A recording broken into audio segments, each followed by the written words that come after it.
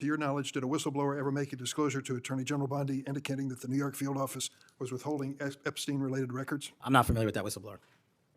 You know that there was such a whistleblower? I'm not familiar with that whistleblower.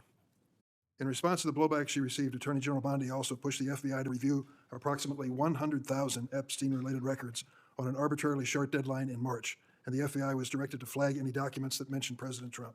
Nothing came of that review until July, when DOJ and FBI released an unsigned memorandum stating there is no incriminating client list.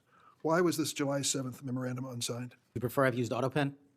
Well, why was it unsigned? The memorandum had the insignia of the Department of Justice and the Federal Bureau of Investigation, and in our effort to secure transparency for the American people, because the 3 prior administrations had not done so, we conducted an exhaustive search. We produced what was legally and permissibly able to be produced to Congress and the American public, So and there's a congressional subpoena, and we're continuing to do so. Did you personally direct that investigation so that you would sign such a, Did I personally direct what investigation?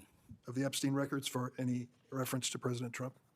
Again, you are citing reporting that I think is baseless. We conducted an investigation of the Epstein case files pursuant to the direction of the President of the administration to provide all credible information, and we are working with Congress pursuant to a congressional subpoena to turn over all the documents we can. All individuals. Who at DOJ and FBI was responsible for its drafting and conclusions? Many individuals at the Department of Justice and the FBI are There was responsible. no lead person? The Attorney General leads the Department of Justice, and I lead the FBI. So the Attorney General was responsible for that? The Attorney General leads the Department of Justice.